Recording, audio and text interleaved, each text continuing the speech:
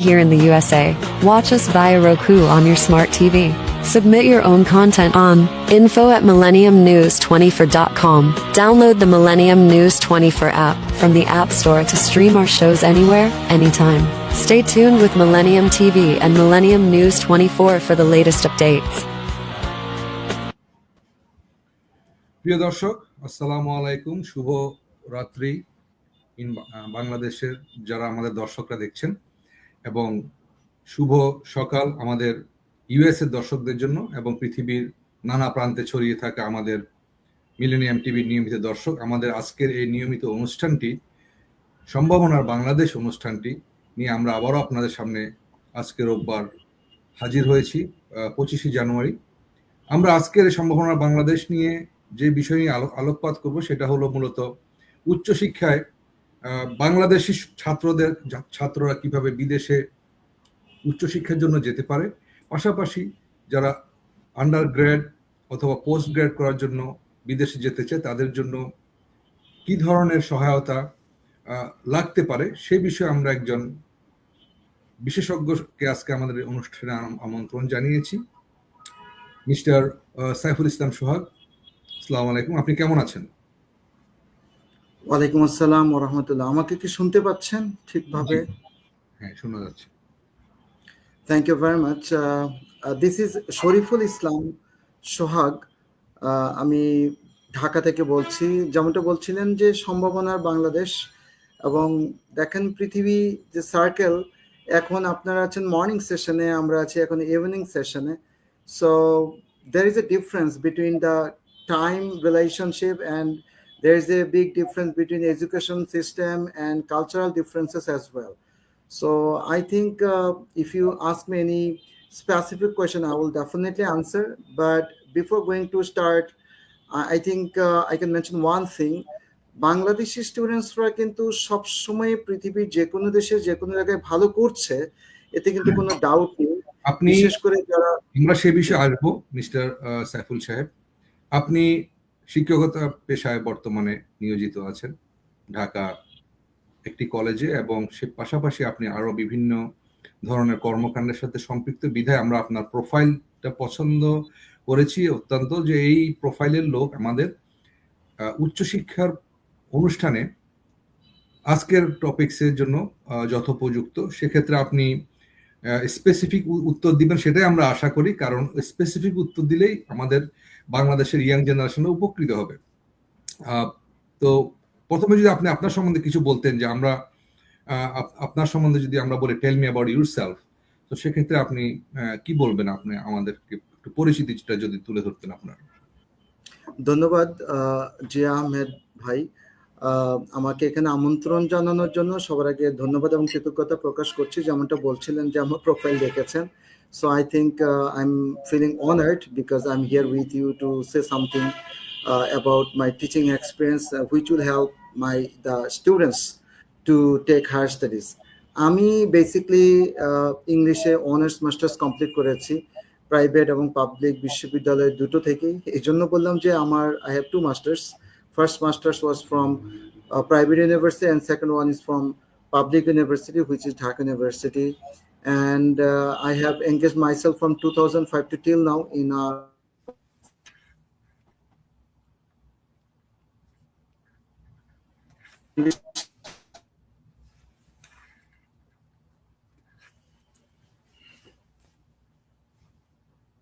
freehand writing, basic grammar, IELTS, spoken English, খুবই relevant. এই যেই কোর্সগুলো করে তারা তাদের যে স্কিল ডেভেলপমেন্ট করে স্টুডেন্টরা দেশের ভেতরে হোক অথবা বাইরে তাদের জব মার্কেটে বা কোনো হায়ার স্টাডিজ নেওয়ার ব্যাপারে সহযোগিতা নিতে পারে।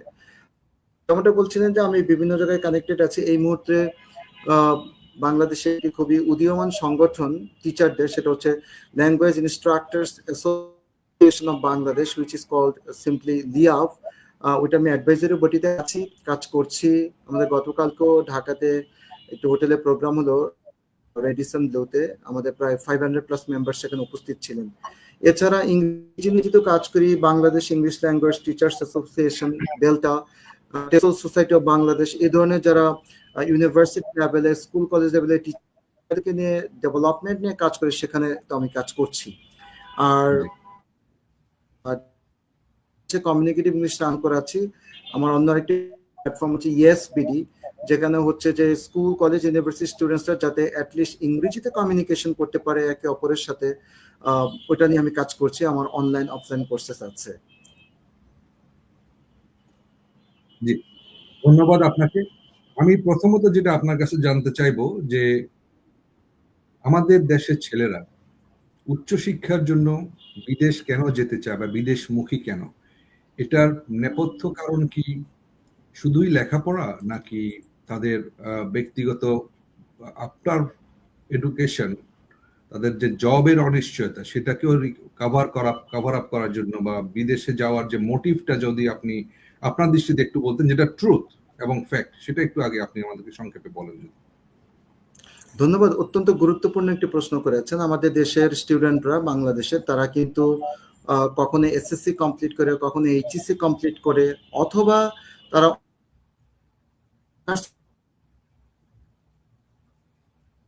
তারা দেশের বাইরে যেতে চায়। এমনটা হচ্ছে, এটার পেছনে কারণ কি? আসলে প্রত্যেকটা মানুষই তার জীবনের একটা সিকিউরিটি চায়। Security different kind of. সেটা হচ্ছে যে সে একটা ভালো চাকরি পাবে, সে একটা ভালো ক্যারিয়ার বিল্ড আপ করবে, তার ফ্যামিলিকে একটা শান্তিপূর্ণ নিশ্চিত পরিবেশ দিবে লেখাপড়ার জন্য।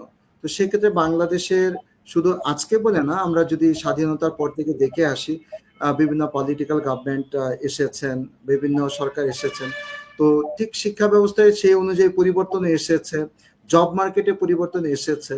তো এতে করে দেখা যায় যে আমরা একটা জায়গায় অন্তত আমরা স্টুডেন্টদেরকে কবে আশ্বস্ত করতে পারি না, তাদের লাইফ সিকিউরিটি দিতে পারি না। আমরা দেখেছেন সেই সব সময় বিভিন্ন আন্দোলনের সময় বা কোনো কিছু নিয়ে ছাত্ররা খুব সামনে চলে যাচ্ছে, যেহেতু তারা খুব অনেস্টি নিয়ে, সিনসিয়ারিটি নিয়ে কাজ করে, কিন্তু ওই সিকিউরিটিটা ওইটা পাচ্ছে না। দিস ইজ একটা রিজন। আরেকটা রিজন হচ্ছে যে মানুষ কেন লেখাপড়া করে। আমাদের বাংলাদেশে একটা নোশন আছে, আপনি হয়তো জানবেন, যে গাড়ি ঘোড়া চড়ে সে পড়ালেখা করেছে, এরকম একটা কথা আছে। কিন্তু বাংলাদেশে দেখা যায় যে অনেক স্টুডেন্টই যখন হায়ার স্টাডিজ কমপ্লিট করে, তারা বিভিন্ন কলেজ বা ইউনিভার্সিটি থেকে তারা কিন্তু চাকরি ওইভাবে পাচ্ছে না। ইভেন আপনি জেনে অবাক হবেন যে যোগ্যতা অনুযায়ী চাকরি পাচ্ছে না। এটা একটা বিষয়। এখন এটা জবের স্কারসিটি তো আছে, ইনফ্যাক্ট এটা অনেক দেশেই আছে, কিন্তু আমাদের বাংলাদেশে এটা খুবই প্রকট, সিভিয়ার। মানে যতটুকু যোগ্যতার মাপকাঠিতে বাংলাদেশে চাকরি হয় না, এটা একটি চরম বাস্তবতা। আমি আপনার কাছ থেকে এই প্রশ্নটাই হয়তো আশা করেছিলাম, এবং আমি এখানে আপনার উত্তরটা পেয়ে গিয়েছি।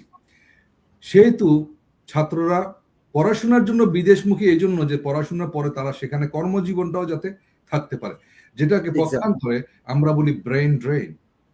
এবং এই ব্রেইন ড্রেইনের কারণে উন্নত দেশগুলো তারা আমাদের মেধাটাকে, যে ছাত্রগুলোকে আমরা প্রস্তুত করে দিচ্ছি পাবলিক বিশ্ববিদ্যালয়ে জনগণের ট্যাক্সের টাকায়, যারা পড়াশোনা করে বুয়েট বলেন, মেডিকেল বলেন, ইঞ্জিনিয়ারিং ইউনিভার্সিটিজ বলেন, ঢাকা বা পাবলিক ইউনিভার্সিটি থেকে যারা মেরিট, তারা কিন্তু বিদেশ চলে যাচ্ছে এই একটাই কারণে, যেটা হচ্ছে যে চাকরির বাজারে প্রতিযোগিতার চেয়েও মামার জোরকে গুরুত্ব দেওয়া হয়, স্বজন প্রীতি, বিভিন্ন কোটা, এবং কোটা আন্দোলন যে হয়েছে, সে কোটা আন্দোলনও সেটারই একটা পক্ষান্তরে আমরা বলতে পারি যে একটা বিস্ফোরণ। যোগ্যতার ভিত্তিতে চাকরি নিশ্চয়তা শুধুমাত্র বাংলাদেশেই আমরা দেখতে পাই যে জনসংখ্যার অনুপাতে সেটাকে অবিচার করা হয়। ফলশ্রুতিতে বাংলাদেশের মতো যে উন্নয়নশীল দেশগুলো, বা কিন্তু যাদের নাকি প্রচুর ইয়থ জেনারেশন আছে, দক্ষ জনশক্তি আছে, মেধাবী ছাত্র আছে, এবং সেসব মেধাবী ছাত্রদের মধ্যে আমরা এখন দেখতে পাচ্ছি আমাদের সরকার প্রধান ডক্টর মোহাম্মদ ইউনূস, উনি ওনার সম্পূর্ণ শিক্ষা জীবন এখানে শেষ করেছেন। শিল্পাচার্য Zainul Abedin, doctor Muhammad Shahidullah, you can name them. আমি বেশ প্রফেসর আনিসুজ্জামান, ইনারা সবাই বাংলাদেশের মাটিতে বেড়ে উঠে বাংলাদেশকে অবদান রেখেছেন। ওই যুগে একটা ভালো ছাত্র যদি একটা জেলাতে বা গ্রামে পাওয়া যেত, তাকে ওই গ্রাম বা ওই ইউনিয়নের যিনি শিক্ষাবিদ, তাকে ডেকে এনে চাকরি দিয়ে দিত যে তুমি এই কাজের যোগ্য, তুমি এখানে অ্যাপ্লাই করো। আর এখন মামার কোটা, ভাগিনার কোটা, আন্টি কোটা, বিভিন্ন কোটায় আর প্রশ্ন ফাঁস এবং সাথে শিক্ষাক্ষেত্রে দুর্নীতির কারণে প্রশ্ন ফাঁস, তো যারা অর্থ সম্পন্ন, এমন খবর এসেছে কোভিডের সময় যে মেডিকেল কলেজে যেসব ডাক্তাররা চিকিৎসা দিচ্ছে এরা সবাই প্রশ্ন ফাঁস করা পরীক্ষা ফাঁসের প্রশ্ন দিয়ে ভর্তি পরীক্ষা দিয়ে ডাক্তার হয়েছে, ডাক্তারিতে সুযোগ পেয়েছে। আর যারা জেনুইন স্টুডেন্ট, মেধাবী স্টুডেন্ট, তারা বিদেশে পাড়ি জমাচ্ছে, অস্ট্রেলিয়াতে যাচ্ছে, ইউরোপে যাচ্ছে, আমেরিকাতে যাচ্ছে, এবং তারা কখনোই ফেরত আসছে না। আমরা যাকে বড় করে দিলাম অনেকটা এরকম যে বাবা মা কষ্ট করে খেয়ে আধা বেলা খেয়ে না খেয়ে একটা বাচ্চাকে বড় করার মতো আমার দেশটারও একই অবস্থা হয়। দেশের মানুষ, একটা দেশ তার দরিদ্র সীমার নিচে যা অনেক লোক বাস করে, সে দেশের থেকে কষ্ট করে একটা মেধাবী ছাত্র তৈরি করে দিয়ে পরে সে তার থেকে উপকারটা পায় না। যেরকম একটা গরিব ঘরের ছেলে, বাবা মা খেয়ে না খেয়ে বড় ভাই হয়তো রিক্সা চালিয়ে ছোট ভাইটাকে মানুষ করেছে, কিন্তু ছোট ভাইটা ঢাকা শহরে গিয়ে সিনেমার কাহিনীর মধ্যে, এগুলো কিন্তু বাস্তব। একটা বড় লোকের মেয়ে, শিল্পপতির মেয়ে বা বড় কোনো ধর্নাঢ্য লোকের মেয়ে বিয়ে করে পরে বাপ ভাই তাদের খবরই নেয় না, তাদেরকে পরিচয় দেয় না। একটা মুভিতে দেখেছেন বাবা কেন চাকর, ওগুলা ফ্যাক্ট। আমার দেশটাও এরকম হতভাগা। মেধাবী ছেলেগুলা বিদেশ চলে যায়, ওখানে ওরা যে চলে যায়, ওরা আপনি যেটা বলেছেন আমিও আপনার সাথে একমত, ওরা কিন্তু আনন্দের জন্য যায় না, দুঃখে যায়। কে চায় তার বাপ মা ভাই বোনকে দূরে ফেলে রেখে বিদেশ থাকতে? আর আমাদের বাংলাদেশের ছেলেপেলেরা তো উচ্ছৃঙ্খল না, তারা তো নাচ গান, যা মেধাবী তারা তো নাচ গান বা মদ খাওয়ার জন্য বিদেশ আসে না, দুর্নীতি করার জন্য বিদেশ আসে না। যাই হোক, আমরা এই কথাগুলো এই জন্য বললাম যেগুলো মানুষের মনের কথা, যে কেন মানুষ বিদেশ চলে যাচ্ছে। আপনি একজন প্রথিত যশা শিক্ষাবিদ, সফল এন্টারপ্রেনার বিদেশ যাওয়ার জন্য। আমার আরেকটা প্রশ্ন হচ্ছে যে আমরা যখন চিকিৎসা করাতে যেতাম, যাদের চিকিৎসা বাংলাদেশে হচ্ছে না, আমরা যেতাম ভারতে, আমরা যাই সিঙ্গাপুরে। উচ্চশিক্ষার ক্ষেত্রে আমাদের বাংলাদেশি ছাত্রদের চয়েস, এমনকি পাকিস্তান বাংলাদেশ থেকে জ্ঞান বিজ্ঞানে অনেক আগানো বিধায় তারা নিজেরা এখন এরোনটিক্যাল ইঞ্জিনিয়ারিং এ বেশ ভালো করেছে। তাহলে বাংলাদেশের বুয়েটের ছাত্ররা, মেকানিক্যাল ইঞ্জিনিয়ারিং এর ছাত্ররা, পাকিস্তান যেখানে মেশিনারিজে অনেক উন্নত, বা ভারত যেখানে মেশিনারিজে উন্নত, ওখানে কেন ওরা যায় না? ওরা কেন সরাসরি আমেরিকাকে চয়েস করে বা অস্ট্রেলিয়াকে চয়েস করে? সেই বিষয়ে যদি আপনি একটু বলতেন আমাদের।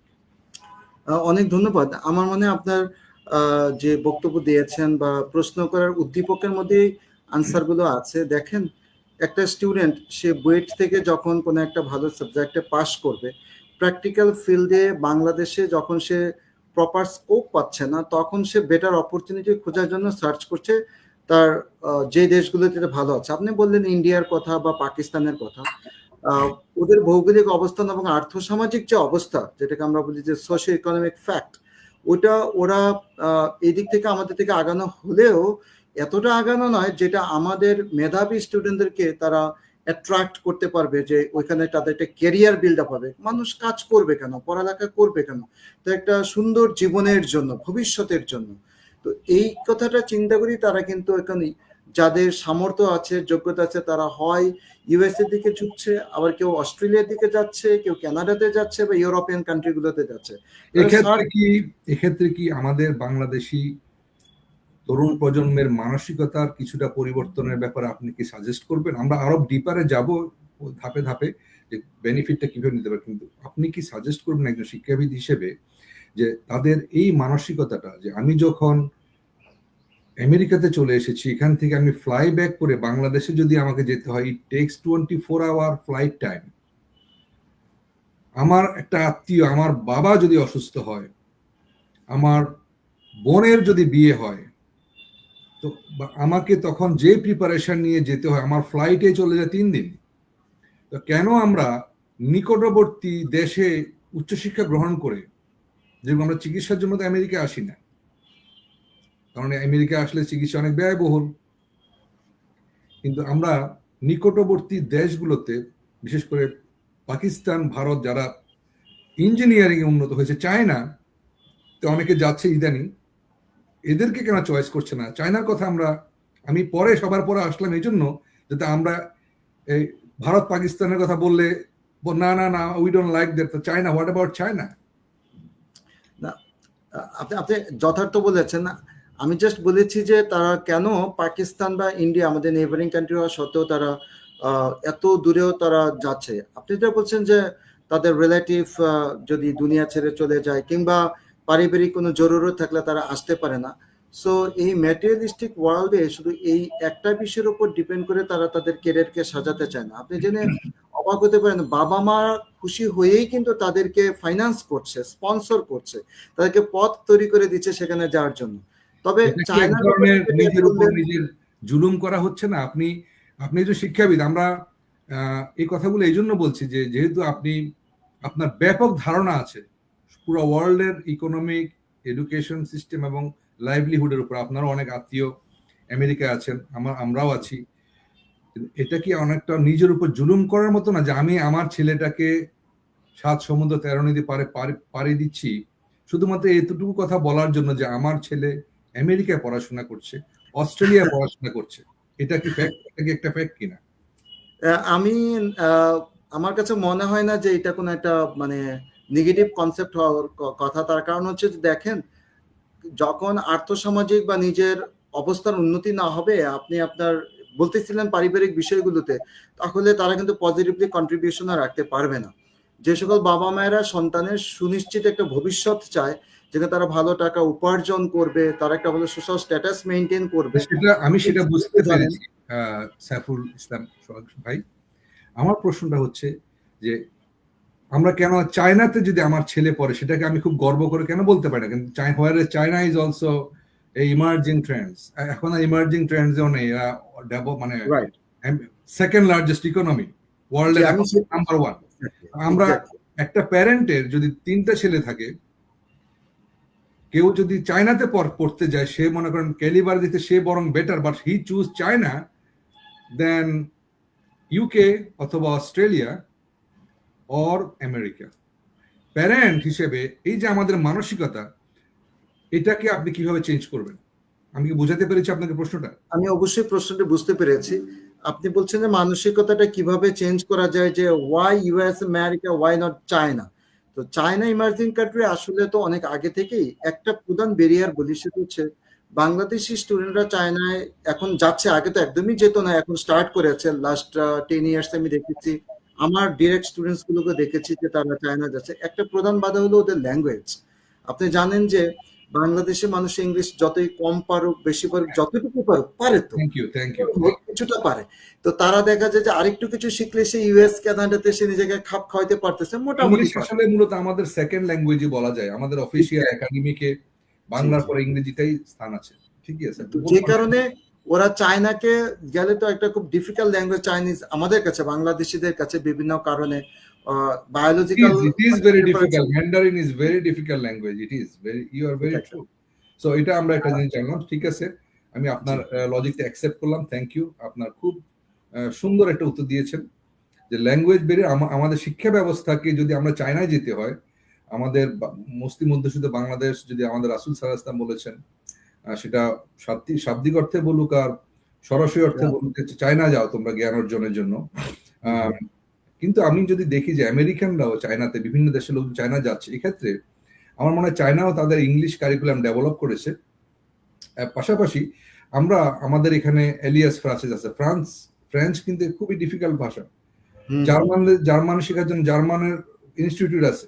কিন্তু আমি জানি না বিধে আপনাকে প্রশ্নটা করছি, আমাদের ঢাকাতে, চট্টগ্রামে কি চাইনিজ বা ম্যান্ডারিন শেখার জন্য এরকম জার্মান বা ফ্রেঞ্চ ল্যাঙ্গুয়েজের মধ্যে এরকম কোন ইনস্টিটিউশন গড়ে উঠেছে কি? ধন্যবাদ। ব্যাপারটা হচ্ছে যে চাইনিজ বা ম্যান্ডারিন ভাষা, আপনার ইনফরমেশন দেওয়ার জন্য বলছি, back in 2014 I visited China for 10 days। তো আমি নিজের চোখে চায়নাতে যখন ঘুরে দেখলাম যে এত সুন্দর দেশ, মানে সব দিক থেকেই চিন্তা করে, খালি প্রবলেম যেটা বললাম ওইটাই, ল্যাঙ্গুয়েজের জন্য প্রবলেম হচ্ছে। আপনি জানতে চাইলেন যে ঢাকাতে বা বাংলাদেশে এরকম আছে কিনা? অলিয়াস ফ্রান্সিস কিন্তু বাংলাদেশে বড় জেলা যেটা শহরগুলোতে এক্স্যাক্টলি এটা আছে, কিন্তু চাইনিজ ভাষা শেখানোর জন্য এখনো স্বীকৃত কোনো বলার মতো কোনো প্রতিষ্ঠান নেই। তবে কিছু কিছু প্রতিষ্ঠান আছে যেগুলোকে আমরা ল্যাঙ্গুয়েজ ইনস্টিটিউট বা কোচিং সেন্টার বলি, মানে প্রাইভেট ইনিশিয়েটিভ থেকে তারা কেউ কেউ চাইনিজ ভাষা এটা কি শেখাচ্ছে। সেই প্রশ্নটা, আমি আপনার প্রশ্ন উত্তরটা পেয়েছি। সেক্ষেত্রে এক্ষেত্রে কি আমরা মনে করি না যে আমরা নিজেদেরকে নিজেরা বঞ্চিত করেছি? চায়নাতে ফ্লাই করতে আমাদের গোয়ানজোতে যদি আমি ফ্লাই করি, আমার হয়তো বড় জোর কয় ঘন্টা লাগবে? 3 ঘন্টা maybe, 4 hours plus 4 hours. Minus. তো আমরা সেখানে চায়না প্রযুক্তিগতভাবে এত উন্নত, আমরা চায়না থেকে বিভিন্ন সারা বিশ্বে চায়না এখন একটা উদাহরণ। তারা যত দ্রুত সময়ে যত ব্রিজ, রেলওয়ে এবং এক্সট্রিম ওয়েদারে যেভাবে ডেভেলপ করেছে, আমাদের ইঞ্জিনিয়াররা এখন আমরা তিস্তা ব্যারেজ নিয়ে চিন্তা করতেছি। তার আমার মনে হয়, যেটা আমার পর্যবেক্ষণ, যে গত 16-17 বছরে চায়নাতে যাওয়ার বিষয়ে সরকারের হয়তো একটা অনাগ্রহ ছিল কিনা, সেটা কি আপনি কিভাবে মূল্যায়ন করবেন?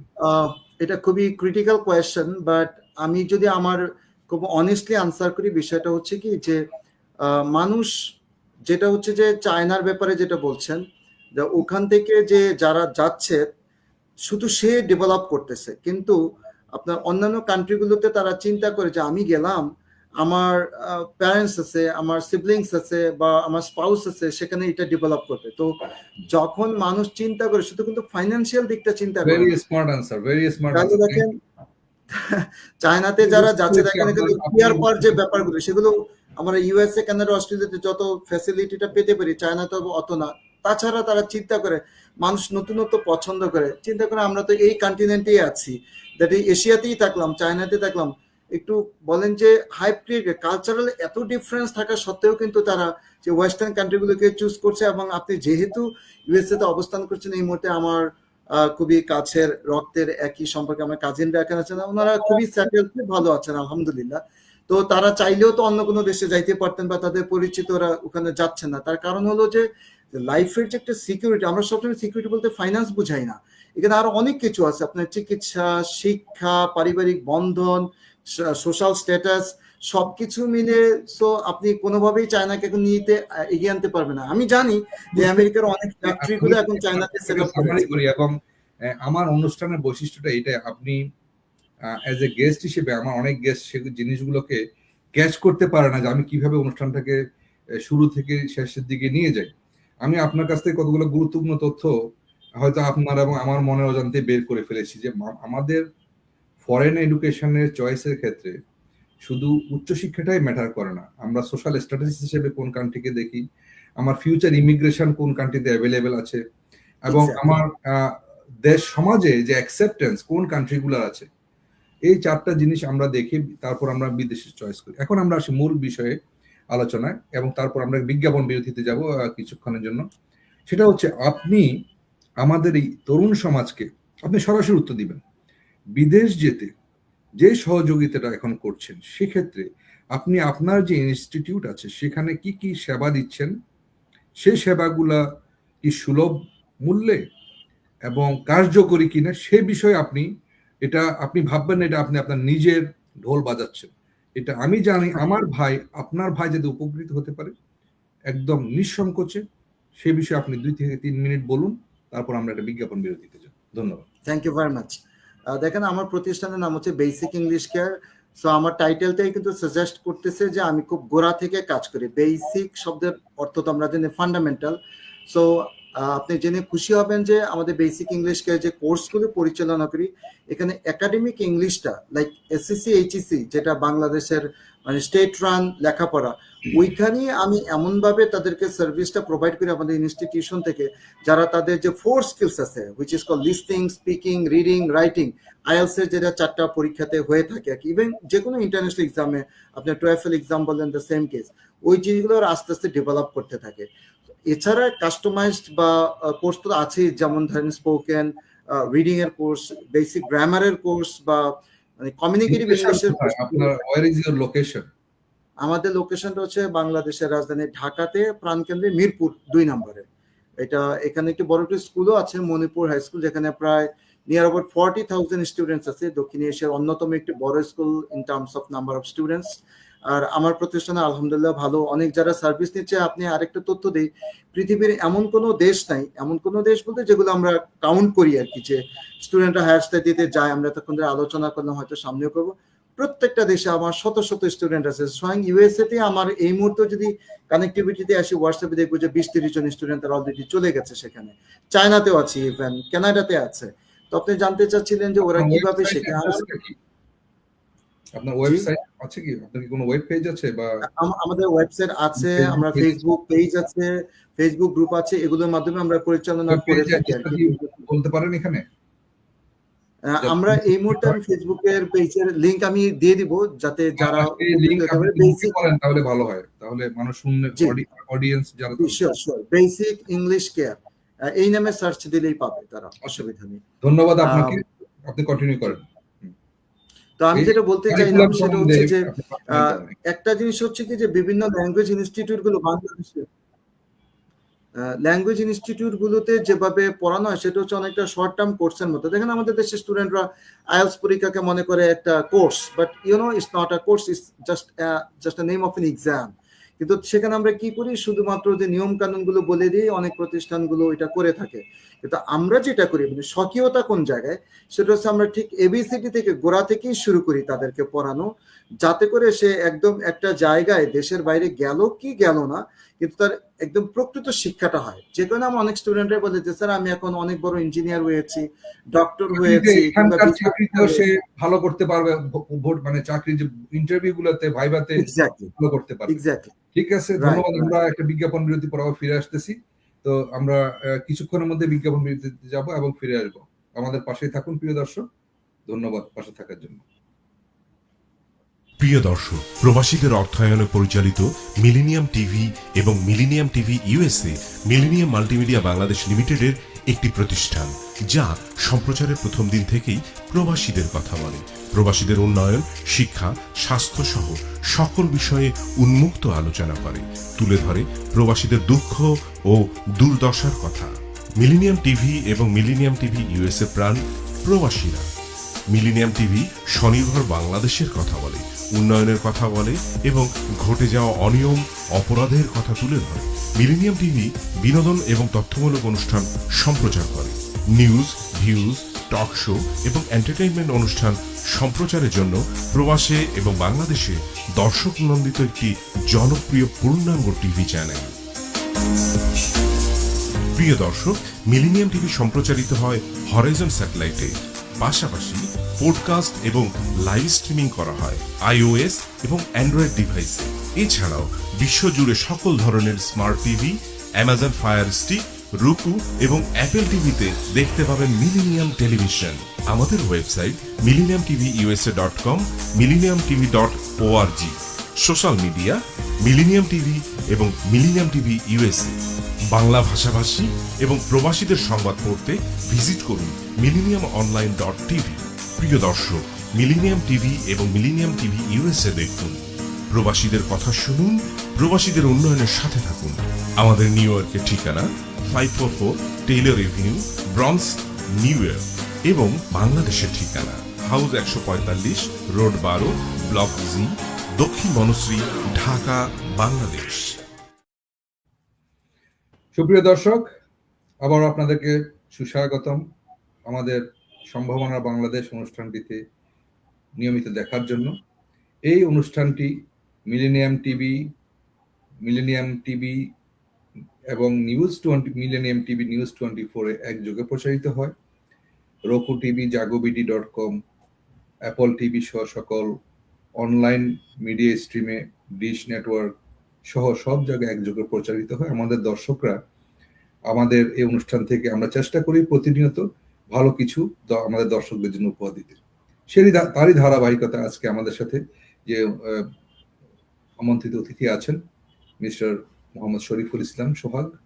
উনি ঢাকা থেকে আমাদের সাথে যোগদান করেছেন এবং আমরা অনুষ্ঠানের দ্বিতীয় ধাপে আছি এবং আমাদের সাথে থাকুন। আমরা এখন যে জিনিসটা জানতে চাইব, আপনি আপনার একাডেমিক দায়িত্বের পাশাপাশি আপনি হোলি ক্রস কলেজের ইংলিশের হেড অফ দ্য ডিপার্টমেন্ট এবং এতগুলা, এবং আপনার ফ্যামিলি আছে, আপনি have a larger family that you maintain. Within all that, আপনি কিভাবে আপনার টাইম স্কিলটা ম্যানেজ করে বাংলাদেশের যারা সম্ভাবনাময় উদীয়মান তরুণ তাদেরকে সহযোগিতা করছেন। আমি তো মনে করি you you yourself is an example for your students and your future students, এবং আমাদের বাংলাদেশি ভাইদের জন্য যে আমরা যদি অলস না হই, কর্মবিমুখ না হই, ঘরে বসে থেকে হাহুতাশ না করি, আমার কিছু হয় না, আমার কিছু হবে না, আমি কেন পারি না, তারপরে নেতিবাচক মানসিকতা থেকে আমাদের তরুণ সমাজের যারা বিভিন্নভাবে ফ্রাস্ট্রেটেড এবং তাদের নিজেদের যোগ্যতা সম্বন্ধে তারা সন্দিহান, তাদের উদ্দেশ্যে আমি একজন পলিটিশিয়ান এবং এবং শিক্ষাবিদ হিসেবে, বাংলাদেশি একজন ডায়াসপোরা বিদেশে বসবাসকারী বাংলাদেশি হিসেবে এটা বলবো যে আপনার ভিতরে যে পটেনশিয়ালিটি আছে সেটাকে যদি আপনি কুক করতে হয়, you have to know yourself. এবং সক্রেটিস বলেছেন নো thyself, এটা it's a one two word has a lot of meanings. আমি আবার কেন আপনাকে এখানে আপনার প্রশংসা করছি না, আমি একটা এক্সাম্পল বলছি যে আপনি আপনার জীবন জীবিকার পাশাপাশি এই যে কমিউনিটির জন্য আরো যে কাজগুলা করছেন, হায়ার এডুকেশন, হায়ার সেকেন্ডারি স্কুলের জন্য আপনি কোশ্চেন, ঢাকা শিক্ষা বোর্ডের অন্যতম প্রশ্নকর্তা, আপনি প্রশ্ন লিখেন, সেগুলো পরীক্ষায় আসে। আপনি আরো যে উদাহরণগুলো সৃষ্টি করেছেন যে সময়টা দিয়ে আপনি চাচ্ছেন যে আমাদের ছেলেরা যারা বেকার, যারা তাদের জন্য আপনি কোনো উপদেশ দিবেন যারা নাকি নেতিবাচক চিন্তা করে। আমাদের তরুণ সমাজের একটা বিশাল অংশ তারা বিভিন্ন frustrated, just for nothing, they even did not try their potentiality. আপনি তাদেরকে একটু উদ্বুদ্ধ করার জন্য কিছু বলুন প্রথমে, তারপর আমরা আবার উচ্চশিক্ষার ব্যাপারে আরো কিছু জানবো। ধন্যবাদ। Thank you very much for your question. You see, আমি আসলে হলি ক্রস কলেজ না, এটা হচ্ছে হলি ফ্যামিলি পাবলিক কলেজ, ওটার বর্তমানে আমি অ্যাসিস্ট্যান্ট প্রফেসর এবং ঢাকা বোর্ডে খাতা দেখছি দীর্ঘ প্রায় 14 বছর ধরে, এবং হেড এক্সামিনারশিপ হিসেবে দায়িত্ব পালন করছি প্রায় গত 6 বছর ধরে। বলছিলেন যে তরুণদের জন্য নেতিবাচক ধারণা, আমাদের তরুণদের মধ্যে প্রচুর মেধাবী, এটাতে আমাদের কারো কোনো ডাউট নেই, কিন্তু বিভিন্ন সিচুয়েশনের কারণে তারা অনেক সময় ডিপ্রেস, ফ্রাস্ট্রেটেড হয়ে তারা নেতিবাচক সিদ্ধান্ত নেয় অথবা বড় কোনো ড্রিম দেখতে পারে না। তো তাদের মধ্যে তারা যে একটা ভালো প্রোডাক্টিভিটি মাধ্যমে নিজেকে চেঞ্জ করতে পারে, এই জন্য আমরা ক্লাসরুমগুলোতেই পড়ানোর পাশাপাশি তাদেরকে এমন কিছু এথিক্যাল কথা বলি, এমন কিছু লাইফ রেলেভেন্ট এমন কিছু এক্সাম্পল সেট করি, তখন তারা কিন্তু অনেক পরিবর্তন হয়। আমি কিছুক্ষণ আগে শুরুতে বলছিলাম ইএসবিডি একটি প্ল্যাটফর্মের কথা, সেখানে আমরা কনফিডেন্স বিল্ড আপ করার জন্য যে তুমিও পারবে, তুমিও পারছো, তোমার চেয়ে কম দক্ষতা যোগ্যতা নিয়েও একজন মানুষ খুব ভালো ব্যাংকার হয়েছে, ইঞ্জিনিয়ার হয়েছে, ডক্টর হয়েছে, টিচার হয়েছে, কিংবা বিজনেসম্যান হয়েছে, সো ওয়াই নট ইউ। তো তখন আমরা তাকে পড়ানোর পাশাপাশি যখন এই মোটিভেশনাল থিমগুলো দেই, বেশিরভাগ স্টুডেন্টরাই আর কি তারা কিন্তু পজিটিভ হয়। আর পজিটিভ হলে কি হয়, তখন আমরা যে সার্ভিসটা প্রোভাইড করছি সেটা ইংরেজি শেখাই হোক বা অন্য কোনো সাবজেক্ট রেলেভেন্ট লেখাপড়াই হোক না কেন, তখন সে রিসিভ করে, আর রিসিভ করলে তখন অটোমেটিক্যালি সে তার আপকামিং এক্সামগুলোতে ভালো পারফর্ম করে। তো আপনি ঠিক বলেছেন, সেটা হচ্ছে যে একটা মানুষ যদি নেতিবাচক থাকে, যত বেশি ব্রিলিয়েন্টই হোক না কেন, তাহলে তো তার কাছ থেকে আমি কোনো প্রোডাক্টিভিটি পাবো না, কারণ তার সাথে পারফর্ম করবে নেগেটিভলি। তো এই জন্য আমরা অনেক সময় বলি যে অনেক সময় ভালো স্টুডেন্ট হওয়ার চেয়েও ভালো মানুষ হওয়া জরুরি। তো ফলে আমাদের টিচারদেরকে তো জানেন, বলা হয় যে আর্কিটেক্ট অফ দ্য নেশন, আমরা আইডল। আমাদের প্যারেন্টস এসে বলে, স্যার আমার কথা শুনছে না, স্যার আপনি একটু বললেন না, আপনাকে খুব মানে। তো কেন আমাকে মানে, আমার কাছে তো 1-2 ঘন্টা থাকছে, আপনার কাছে 22 ঘন্টা থাকছে। তখন আমরা সেটা সুযোগ হিসেবে কাজে নিয়ে তখন তাকে আমরা বুঝাই বলি, অনেক সময় কাউন্সিলিং করি তাদেরকে, দেখো যে বাবা তোমার তো এই গুণাবলীগুলো আছে, তুমি গুলো কাজে লাগাও, ভালো করবে। অনেক সময় কম ভালো করলেও আমরা তাকে প্রেইজ দিই, অ্যাপ্রাইজাল দিই, ফলে তাকে নেক্সট টাইম কিন্তু সে খুব ভালো করে। সো আমি এটাই বলি, একটা স্টুডেন্ট অনেক পটেনশিয়ালিটি থাকে। সো আমাদের টিচারদের কাজে হচ্ছে, আপনি সক্রেটিসের কথা বলছিলেন, নো দাইসেলফ, যেটা ঢাকা কলেজের পেছনে অনেকদিন লেখা ছিল যে আগে নিজেকে জানো। তো আমরা তাকে ওইটাই ট্রাই করি যে স্টুডেন্ট সে নিজেকে আগে ডিসকভার করুক, what he or she has inside, তারপরে আমরা তাকে যাই ইনপুট দেই না কেন তখন সেটা পজিটিভলি নিবে, বিকজ পজিটিভ না হলে তো কোনো কাজই সে সফলতা অর্জন করবে না। সম্ভাবনার বাংলাদেশ অনুষ্ঠানে আপনি যদি আরেকটু যোগ করেন এখানে, যে আমরা আমাদের শিক্ষা ব্যবস্থাটাকে বিদেশের সাথে, বিদেশের বলতে পাশ্চাত্যের এবং প্রাচ্যের শিক্ষা ব্যবস্থার সাথে অ্যালাইন করার জন্য একজন শিক্ষাবিদ হিসেবে আপনি আপনার সাজেশনগুলো নির্দ্বিধায় এই টেলিভিশন সেন্টারে তুলে ধরুন, যাতে আমাদের ছেলেরা আরো সহজে সেখানে সিলেক্টেড হয় এবং সেখানে গিয়ে তাদেরকে কোনো এডিশনাল কোর্স না করে সরাসরি তাদের উচ্চশিক্ষার জন্য তারা সুযোগ পায় সেই বিষয়ে আপনি যদি বলেন, অথবা ইভেন কি নট অনলি উচ্চশিক্ষার জন্য, তারা যদি আন্ডারগ্রেড করতেও যায়, তারা যাতে কোনো চ্যালেঞ্জগুলো কিভাবে এখান থেকে আমাদের শিক্ষা ব্যবস্থা, আমাদের বোর্ড অফ এডুকেশন গুলো সম্বন্ধে আপনি নির্দ্বিধায় এখানে উপদেশ দিতে পারেন, সেটা আপনি একজন শিক্ষাবিদ না শুধু একজন নাগরিক হিসেবে আমার আপনার অধিকার আছে, যেটা সরকার হয়তো ভবিষ্যতে আমলে নেবে। জি জি, আপনি বলুন। অনেক ধন্যবাদ। খুবই খুবই খুবই প্রাসঙ্গিক একটা প্রশ্ন আসলে।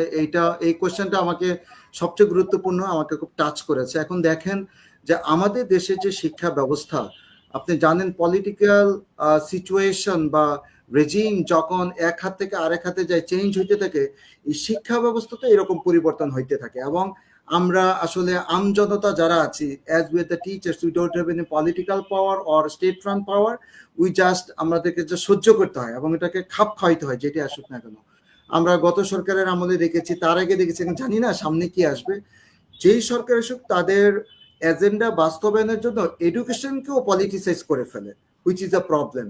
তো আমরা এডুকেশনকে যদি একটু পলিটিক্সের বাইরে রেখে চলতাম তাহলে কিন্তু আর বলা লাগতো না, অটোমেটিক্যালি আপনি ওয়েস্টার্ন বলেন, ইউরোপ বলেন, সোজা কথা উন্নত দেশগুলো যে শিক্ষা ব্যবস্থা, অটোমেটিক্যালি এটা অ্যালাইন হয়েই যেত বা করা যেত। আমাদের দেশে যেটা হয় দেখেন, আমি যেহেতু ইংলিশ টিচার, এই জন্য আমার এই কথাগুলো হয়তো ওইভাবে অন্য সাবজেক্টের সাথে যাবে কিনা, সেটা হচ্ছে যে আমরা কি করি, যে লিসনিং স্পিকিং, যেটার মাধ্যমে আমরা প্রথম কথা বলি, কমিউনিকেশন এস্টাবলিশ করি, র্যাপো বিল্ড আপ করে, then we can move on. But the thing is that in Bangladesh, আপনি জানবেন কিনা যে এসএসসি এইচএসসি লেভেলে সেখানে কিন্তু কোনো লিসনিং স্পিকিং সিলেবাসেই নেই, কারিকুলামে নাই, দেখে সিলেবাসে নেই, সাজেশনে নেই, অ্যাক্টিভিটিতে নেই। দ্যাটস ওয়ে আমাদের দেশে অনেক দেখবেন যে ব্যাঙ্গের ছাতার মতো, মানে আমি নিজের ল্যাঙ্গুয়েজ ইনস্টিটিউট চালাই, তারপরে বললাম অনেক অনেক কোয়ালিফাইড না তারাও কিন্তু ইনস্টিটিউশন দিচ্ছে, কারণ সুযোগ আছে টাকা উপার্জন করার, করবে না কেন?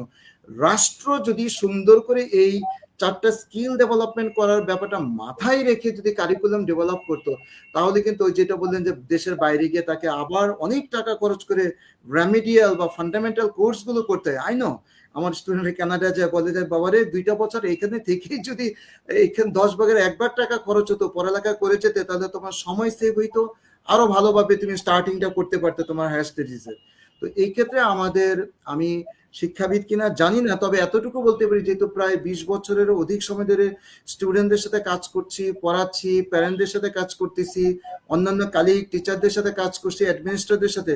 তো আমাদের টিচাররা অনেক ভালো কিছু চান, কিন্তু যাদের আমরা পলিসি মেকার, যেটাকে আমরা স্টেক হোল্ডার বলি, তারা আসলে তাদের স্বার্থে টিচারদেরকে, শিক্ষা ব্যবস্থাকে বারবার করে কাস্টমাইজ করেছে, এডিট করেছে। এটা আমি খুব জোর গলায় বলতে পারি। ধন্যবাদ আপনাকে। আমি আরেকটা বিষয়, জি বলুন। আমার কাছে যেটা মনে হয় যে বর্তমান সরকার যে আপকামিং, আমরা জানেন যে আমাদের দেশে ন্যাশনাল ইলেকশন হতে যাচ্ছে 12 ফেব্রুয়ারিতে।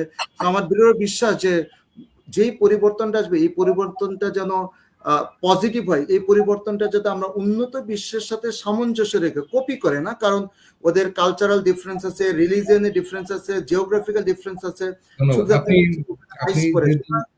এগুলো মাথায় রেখে বাস্তবায়নে যেতে হবে। আপনি আপনার শেষ যে একটা ফুটনোট দিলেন যে নৈতিকতা এবং রিলিজিয়াস এবং আরো যে আমাদের কালচারাল ব্যাকগ্রাউন্ডটাকে আমরা ভুলে গেলে চলবে না, আমরা পৃথিবীর যে প্রান্তে যাই।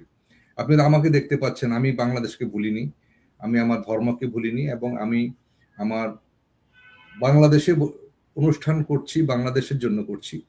তো এই জিনিসটা আমাদের নতুন প্রজন্ম, শুধু না, নতুন প্রজন্মের যারা বাবা মা যারা যিনারা, ওনারা চায় যে ওনাদের ছেলেটা বিদেশে গিয়ে ওই দেশের বিলেতি যাতে হয়ে না যায়, যেটা পুরনো একটা ডায়লগ আছে যে আবার বিলেতে বনে যাস নে। তো সেটা যাতে তারা তাদের হেরিটেজ এবং কালচার যাতে গিভ আপ না করে, এবং ওয়েস্টার্ন সোসাইটি এটাই চায়, তারা সবসময় বলে do not burn your bridge and live up your heritage. এবং আপনি জানবেন, জেনে হয়তো জানেন বা জেনে খুশি হবেন যে আমেরিকাতে আফ্রিকান আমেরিকান ডে সেলিব্রেট করা হয়, আমেরিকাতে আইরিশ হেরিটেজ ডে পালন করা হয়। তো আমি নিজে একজন বাংলাদেশি বংশোদ্ভূত আমেরিকান নাগরিক হিসেবে বলবো, আপনারা যারা আমেরিকাতে আসবেন তারা ভাববেন না যে আমেরিকা বা ইউরোপ এটা পৃথিবীর বাইরের কোনো একটা জমিন। এটাও আপনার যে সৃষ্টিকর্তা তারই একটা পৃথিবীর একটা অংশ। এখানে এসে আপনি আসার সময় যদি নিয়তটা ভালো থাকে, আমি আপনাকে গ্যারান্টি দিচ্ছি আপনি সাকসেসফুল হবেন। কারণ যিনি আমাদের স্রষ্টা, আমি যেহেতু মুসলিম, আমি বিশ্বাস করি আমার আল্লাহ আছে, যিনি খ্রিস্টান গড, হিন্দুরা তাদের ঈশ্বর। আমি যদি সৃষ্টিকর্তাকেই ভুলে যাই, আমি স্বভাবত এরপরে মা বাবাকেও ভুলে যাব, আমি আমার দেশকে ভুলে যাব, এবং আমি কে সেটা আমি ভুলে যাব। আপনি জেনে অবাক হবেন, আমাদের বাংলাদেশে অনেক লোক এখানে এসে তাদের নামটা পর্যন্ত তারা মুছে দেয়। অনেকের নাম আছে শামসুদ্দিন, হয়ে গেছে স্যাম। অনেকের নাম মোহাম্মদ, হয়ে গেছে মৌ। অনেকের নাম মানে অনেকভাবে তারা, বা কারো নাম সামিউল, হয়ে গেছে স্যাম। তো এই যে নামটা পর্যন্ত তারা মুছে দিতে চায় তাদের, তাহলে এই জিনিসটা যাতে আমাদের সমাজে বন্ধ করা যায়, আমরা বিদেশে যাবই আমাদের বিভিন্ন কারণে আমাদেরকে বিকশিত করার জন্য। আপনি কি মনে করেন বাংলাদেশের শিক্ষা ব্যবস্থায় নৈতিক শিক্ষাটা এবং ধর্মীয় শিক্ষাটা, সেটা সব ধর্মের জন্যই একদম বিশ্ববিদ্যালয় পর্যন্ত তাদের মেজরের সাথে সাবসিডির হিসেবে কি থাকাটা কি আপনি অত্যাবশ্যক মনে করেন কিনা? অনেক চমৎকার প্রশ্ন করেছেন এবং রেলেভেন্ট। দেখেন, শিক্ষাকে যদি আমি 3 ভাগে বিভক্ত করে বলি, একটা হচ্ছে দেখেন শিক্ষা, সুশিক্ষা, স্বশিক্ষা। একজন মানুষ তার আচরণ কি হবে এটা কিন্তু তার পরিবার থেকে শেখে, এবং তার ছোটবেলায় প্রাইমারি স্কুলে টিচারদের কাছ থেকে শিখে। যেমনটা বলছিলেন যে আমেরিকা থেকে অনেকে তার নিজের নামকেও চেঞ্জ করে ফেলছে। আবার যেহেতু আপনি আমেরিকান সিটিজেন, আমি জেনে প্রীত হলাম যে অন্যান্য দেশের বা কালচারের যে তাদের ন্যাশনালিজম আছে সেটাও সেখানে তারা উদযাপন করতে পারেন পার্টিকুলার একটি ডেতে। এতে আমেরিকাতে কোনো প্রবলেম নেই, which is very very good. এখন বললেন যে নৈতিক শিক্ষার ব্যাপারটা অনেকে এখন পার্সোনাল মনে করে আর কি।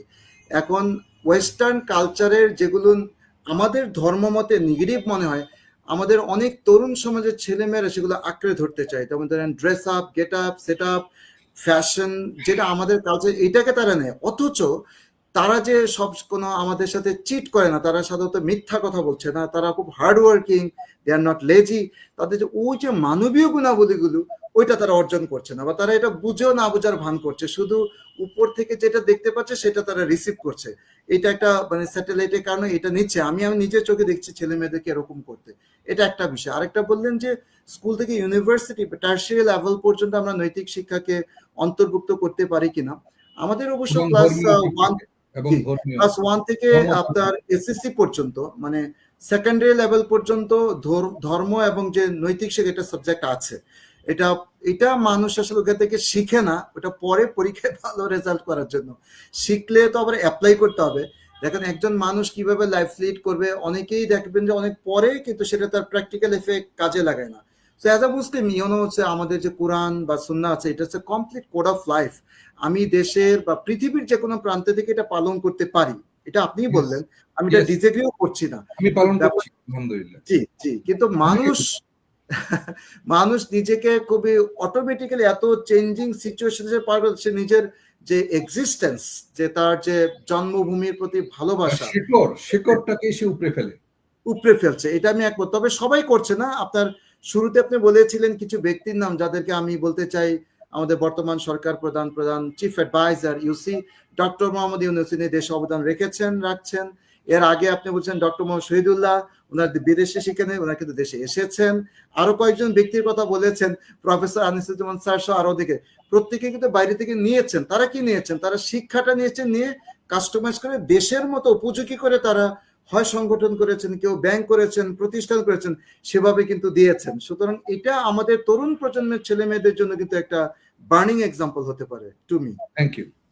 আমরা অনুষ্ঠানের একদম শেষ পর্যায়ে চলে এসেছি। আপনি আমাদেরকে, আমাদের ছাত্র সমাজকে অনেক উদ্বুদ্ধ করেছেন, অনেক মোটিভেট করেছেন আজকের এই অনুষ্ঠানে এই অবধি পর্যন্ত। আপনি আরো ডিপার ডাইভ করে আপনি আরো ডিটেল একটা হেল্পফুল অ্যাডভাইস করুন, যাতে সেটা আপনার প্রতিষ্ঠানে আসুক বা অন্য যে প্রতিষ্ঠানে যাক, অ্যাজ দেয়ার চয়েস, বাট তারা আসলে বিদেশে যেতে তাদের যে চ্যালেঞ্জগুলো তারা ফেস করছে উচ্চশিক্ষার জন্য, আফটার হায়ার সেকেন্ডারি তে অনেক ছাত্রের আগ্রহ হয় এবং ওইটাই আসলে বেশিরভাগ ক্ষেত্রে ফ্রুটফুল হয় আমার মতে। এদের জন্য আপনি কি ধরনের উপদেশটা দিচ্ছেন, বা যারা এখানে বাংলাদেশে মাস্টার ডিগ্রি করেছে আর একটা এমএস করতে যাচ্ছে, রাইট। আপনি একদম কোর কিছু গুরুত্বপূর্ণ ভাইটাল যে প্রবলেমগুলো তারা একদম এম্বাসি পর্যন্ত গিয়ে ফেস করছে, ল্যাকিংস গুলো, এগুলো সম্বন্ধে আপনার ব্যাপক একটা অভিজ্ঞতা আছে, যেহেতু আপনি এখানে এখানে বেশ আহ, গভীরভাবে যুক্ত আছেন। আপনি সেই বিষয়ে আমাদেরকে কিছু বলুন, যতক্ষণ আপনার সময় লাগে, যে কয়েক মিনিট লাগে। Thank you. Thank you, Jia Ahmed Bhai. So it's a nice question. You can say it's a common question to me. First of all, the student who belongs to SSC level or HEC level, he or she has to set up his goal at first. So what she or he wants to do in his or her life. আমরা আগে target set up করবো যে আমি আসলে কি করতে চাই জীবনে। আমি কি একজন এন্টারপ্রেনার হব, নাকি আমি দেশের বাইরে উচ্চশিক্ষা দেবো, নাকি দেশেই আমি কোনো বিসিএস পরীক্ষা দিয়ে বেটার কিছু করব। এটা হচ্ছে ফার্স্ট অ্যাডভাইস, যে you have to select what you want to do. এবং সেইটা যদি আমি সিলেক্ট করতে পারি, তাহলে আমি দেখবো আমার রুট কি হবে, যে আমি কোন পথে হাঁটবো। তবে আমার দেশে হোক আর বিদেশে হোক, একটা বিষয়, মাতৃভাষায়ও আমাদের অনেক স্টুডেন্টরা সুন্দর করে গুছিয়ে কথা বলতে পারে, তা নিজেকে উপস্থাপন করতে পারে না। তাকে প্রাথমিকভাবে আমার কাছে মনে হয় এই যোগ্যতাটা অর্জন করা দরকার। এটা তাকে হেল্প করবে তখন সে কোন দেশে যেতে চায় উচ্চশিক্ষার জন্য, কোনটা তার জন্য কম্পিটেবল হবে, তার সাবজেক্টের জন্য, তার যে ড্রিম সেটা ফুলফিল আপ করার জন্য। ইফ ইট ইজ জাপান, তাহলে জাপানিজ ল্যাঙ্গুয়েজ শেখার জন্য সে তখন থেকে মাইন্ড সেট আপ করলো। If it is the US or Canada, তাহলে সে সেই কান্ট্রিটাই চুজ করবে, সেভাবে করে শিখবে। আমি আপনাকে একটা মজা করে শেয়ার করতে পারি, এটা উপদেশ অনেক স্টুডেন্টদের জন্য। সেটা হচ্ছে, অনেকে মনে করে যে আমরা যে TOEFL এক্সাম দেই, IELTS এক্সাম দেই, স্টুডেন্টরা দেয়, আমিও অনেকবার বসেছি পরীক্ষাতে। তো এরা মনে করে যে আমাকে ভালো স্কোর করতে হলে আমার নিশ্চয়ই একদম নেটিভ আমেরিকানদের মতো করে, কানাডিয়ানদের মতো করে ইংলিশে কথা বলবে। It's absolutely big wrong thing, because ওখানে এটাকে কি বলে, অ্যাকসেন্টের জন্য কোনো নম্বর নাই, বরাদ্দ নেই মার্কিং ক্রাইটেরিয়াতে। আমি Cambridge university certified IELTS trainer, বাংলাদেশে পড়াচ্ছি, আমি জানি শুধুমাত্র আপনাকে সঠিক উচ্চারণ করে, which is call intelligible sound, কথা বলতে হবে। এতক্ষণ ধরে আপনি বাংলায়ও বলেছেন, ইংরেজিতেও বলেছেন, প্রত্যেকটি শব্দ, কথা এবং বক্তব্য ছিল ক্লিয়ার, এবং আমি আমার মতো চেষ্টা করেছি। আমাদের অনেক ছেলেমেয়েরা নিজেকে এক্সপোজ করতে পারে, অনেক কিছু জানলেও বলতে পারে না। তা আমি বলি যে তাদেরকে যে public presentation skills, language skills, computer literacy, তারপরে হচ্ছে যে আপনার বিহেভিয়ারাল স্কিলস, অ্যাটিটিউডাল স্কিলস, এই স্কিলগুলো কিন্তু স্কুল কলেজে ডেভেলপ করতে হবে। এবার সে প্যারেন্টসের কাছে তার ফার্স্ট ইনস্টিটিউশন সেখানে পেলো, আমাদের মতো টিচারদেরকে পেলো, অ্যান্ড দেন পরবর্তীতে এখন যেহেতু ডিজিটাল যুগ, এই যে আমাদের যে ইউটিউব চ্যানেল আছে, এই যে টিভি চ্যানেল আছে, এখানকার এগুলো তারা দেখুক, শুনুক, কোন কোন ব্যক্তিরা কি বলছেন, কিভাবে তারা সফল হয়েছেন, কি তাদের মেথোডোলজি গুলো ছিল, তারপর হুবহু কপি না করে সে তার জীবনে যদি সেটা সে অ্যাপ্লাই করতে পারে, ওয়াই নট? আল্লাহ যদি তাকে রিজিকে রেখে মানে লিখে রাখেন যেটা হবে, অফকোর্স সেটা হবে। এটা আমার last suggestion to my dearest students. Thank you আপনার মূল্যবান উপদেশের জন্য। প্রিয় দর্শক, আমাদের অনুষ্ঠানে আমরা একদম শেষ পর্যায়ে চলে এসেছি। এই পর্যায়ে আমি ধন্যবাদ জানাতে চাই আমাদের বাংলাদেশি ডায়াসপোরার একজন বিশেষজ্ঞ ক্লাউড আর্কিটেক্ট জনাব মোহাম্মদ হক, যিনি যুক্তরাষ্ট্রের ভার্জিনিয়ায় বসবাস করেন। ওনার সৌজন্যে আমরা আমাদের আজকের এই গেস্ট পেয়েছি। আমাদের অনেক মূল্যবান তথ্য এবং উপাত্ত দিয়ে আমরা চেষ্টা করেছি আমাদের অনুষ্ঠানটাকে সাজাতে। প্রিয় দর্শক, আপনারা আশা করি আমাদের তরুণ প্রজন্ম অথবা আমাদের যারা পিতামাতা বা গার্ডিয়ানরা দেখছেন এই অনুষ্ঠান, তিনারা উপকৃত হবেন, উদ্বুদ্ধ হবেন।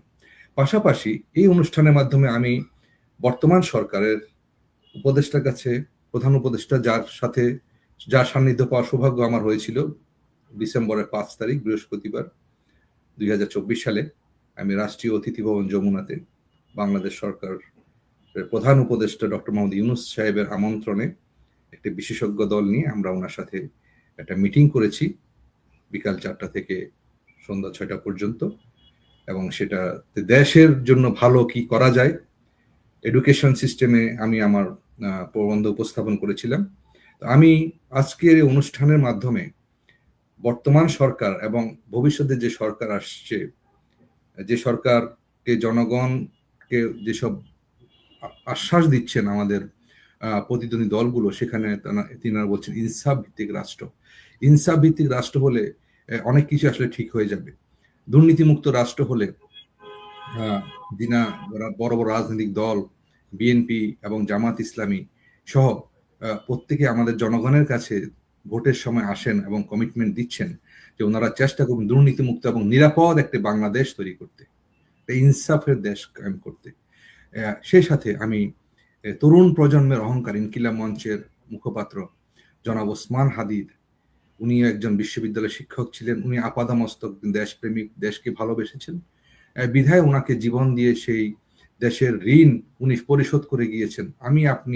আমি হয়তো পারবো না আমার বাংলাদেশের প্রতি আমি যে করি, আমি যে ঋণ আমার দেশের ঋণের কাছে ঋণী, আমি যে পাবলিক বিশ্ববিদ্যালয়ে পড়েছি, পাবলিক কলেজে পড়েছি, আমি হয়তো আমার ঋণ সেই দেশ মাতার জন্য বাংলাদেশের ঋণ আমি শোধ করতে পারবো না, পিতামাতার ঋণ যেভাবে কেউ শোধ করতে পারে না সেভাবে। কিন্তু শহীদ হাদি কথা আমরা ভুলে গেলে চলবে না। উনি আমাদেরকে যে ইন্সপিরেশন দিয়ে গিয়েছেন সেটা আমাদের তরুণ প্রজন্ম এবং আমরা যারা পিতামাতা, আমাদের মনের মধ্যে আমৃত্যু লেখা থাকবে যে সবার উপরে আমরা বাংলাদেশকে ভালোবাসতে হবে। আমি যদি আমার দেশকে ভালোবেসে বিদেশেও যাই, সেটা আমার দেশের জন্য হবে। আমি যদি আমার প্রতিটি কাজ আল্লাহকে খুশি করার জন্য, আমার সৃষ্টিকর্তাকে খুশি করার জন্য করি, তাহলে আমার কাজও হবে, পরকালেও আমি সেই কাজের প্রতিদান আল্লাহর কাছ থেকে পাবো। আপনাদের কাছে আমার বিনীত আহ্বান, আপনারা কখনো আত্মকেন্দ্রিক এবং স্বার্থপরতা নিয়ে ভাববেন না, এবং আমরা কেউই স্বার্থপরতার দিয়ে জীবনে সফলতা অর্জন করতে পারবো না। স্বার্থপরতা একটা হিউম্যান ব্রুটাল নেচার, যেটা আমরা জানি যে human are made with mean, brutality and selfishness. এটা থেকে বের হয়ে আসতে পারাটা মানেই হচ্ছে মানবিকতা। এটা থেকে বের হয়ে আসতে পারা মানেই হলাম আমি মানুষ হলাম। এই মানুষ হওয়ার জন্য আপনি আপনার দেশকে ভুলে যাবেন না, আপনার ধর্মকে পরিচয় ভুলে যাবেন না, আপনার পরিচয়, আপনার আত্মীয় স্বজন, আপনি কোন জায়গা থেকে এসেছেন সেটা আপনার প্রাউড, দ্যাটস ইউর প্রাইড দেয়ার। এইটাকে মনে রেখে যদি আপনি আপনার জীবনের প্রতিটি কাজ আল্লাহর সন্তুষ্টির জন্য করেন, আপনি দেখবেন আপনার পিতামাতা আপনার উপর সন্তুষ্ট থাকবে, আপনার পরিবার, আপনার স্ত্রী, সন্তান আপনার উপর সন্তুষ্ট থাকবে, এবং আপনার সমাজ এবং রাষ্ট্র আপনার থেকে ভালো কিছু পাবে। এই আশাবাদ ব্যক্ত রেখে এবং বর্তমান সরকারের কাছে আমি বিনীত আহ্বান জানাই যে চায়নাতে আমাদের প্রচুর একটা বিশাল একটা দেশ, সেখানে যাওয়ার জন্য আমাদের প্রত্যেকটা জেলা শহরে আগামী শিক্ষা মন্ত্রীকে এবং বর্তমান প্রশাসন 1.5 বছরে যে কাজ করেছেন, অনেক কাজ করেছেন, we can not even count it down in our finger tip. সেক্ষেত্রে ওনারা যদি এইটাও করে যান যে বাংলাদেশের প্রত্যেকটা জেলা শহরে যদি একটা করে ম্যান্ডারিন শেখার জন্য ভাষা ইনস্টিটিউট করা হয়, আমাদের ছেলেরা ওখানে যদি থেকেও যায়, তারপরও মায়ের মৃত্যুর সংবাদ, বাবার মৃত্যুর সংবাদ বা একটা অনুষ্ঠানে সে এসে একটা ফ্লাই করে সে যোগদান করতে পারবে। আমি কোনো পক্ষপাত চায়নার প্রতি রেখে বলছি না, আমি নিজে আমেরিকায় থাকি, কিন্তু আমি বাস্তবতা প্রেক্ষিতে বলছি আপনারা কখনোই নিজের দেশকে ভুলে যাবেন না, আপনারা দেশকে ভালোবাসুন। আর যেহেতু আমাদের সম্মানিত গেস্ট উনি অনুষ্ঠানের এই পর্যায়ে এসে কিছু বলতে চাচ্ছেন, আমরা নিয়ম ভঙ্গ করে ওনাকে একটু কথা বলার সুযোগ দিচ্ছি। ধন্যবাদ, আপনি বলুন। ধন্যবাদ জি আহমেদ ভাই। আমি একটু নিয়ম ব্রেক করলাম দুটো তথ্য দেওয়ার জন্য। সেটা হচ্ছে ইনসাফ প্রতিষ্ঠা করার জন্য যে ওসমান হাদি তার জীবন বিলিয়ে দিল বা যে ঘটনাটি ঘটলো, এটা তার রুহের আত্মার মাগফিরাত কামনা করছি। ওসমান হাদি ছিল আমার খুবই কাছের একজন ছোট ভাই, কারণ সেও টিচার ছিল এবং আমরা একই প্রতিষ্ঠানে পড়িয়েছি। তো এই তথ্যটা দেওয়ার ছিল একটা বিষয় যে আমার সেটা যদি বলতেন ভালো হতো। সাইফোর্স, এটা ল্যাঙ্গুয়েজ ইনস্টিটিউট, জি, ওখানে সে ফ্যাকাল্টি ছিল। তো ইংলিশ, তারপরে তো লেখাপড়া ইউনিভার্সিটিতে জয়েন করলো আর কি।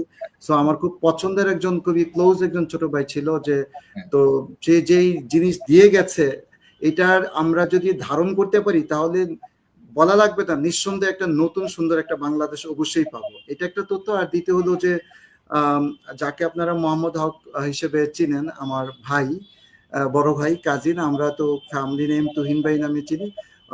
আপনাদের চ্যানেলের মধ্যে তাকেও ধন্যবাদ জানাচ্ছি, কারণ তিনি আমাকে এই সুযোগটি করে দিয়েছেন আপনাদের সাথে সংস্পর্শে এসে সবার উদ্দেশ্যে কিছু আইডিয়া শেয়ার করার জন্য। ধন্যবাদ। জি, প্রিয় দর্শক, আমাদের অনুষ্ঠান আজ এখানেই শেষ করছি। ইনশাআল্লাহ আমরা আবার নতুন কোনো অতিথি নিয়ে আমাদের আজকের অনুষ্ঠানেরই মতো সম্ভাবনা বাংলাদেশ অনুষ্ঠানকে আমরা নতুন করে সাজাবো। আপনাকে অনেক ধন্যবাদ, আপনি আপনার মূল্যবান সময় এখানে বিনিয়োগ করেছেন এবং দান করেছেন, দুইটাই বলবো। বিনিয়োগ করেছেন এই যে দেশপ্রেমের অর্থে, আর দান করেছেন বলবো যে সেটা হচ্ছে আপনি একজন শিক্ষা গুরু সেই হিসেবে। আপনাকেও ধন্যবাদ। সুস্থ থাকবেন। আসসালামু আলাইকুম ওয়া রাহমাতুল্লাহি ওয়া বারাকাতুহু। এবং ধন্যবাদ জানাই আমাদের এই অনুষ্ঠানের যিনি প্রযোজনা এবং ইঞ্জিনিয়ারিং সাপোর্ট দিয়েছেন, সাইদুর রহমান চৌধুরী সাহেব, ওনাকেও বিশেষভাবে ধন্যবাদ জানিয়ে এবং আমাদের সিইও ডক্টর নূর মোহাম্মদ তফাদারের জন্য সুস্থতার জন্য দোয়া করে বিদায় নিচ্ছি। আল্লাহ হাফিজ।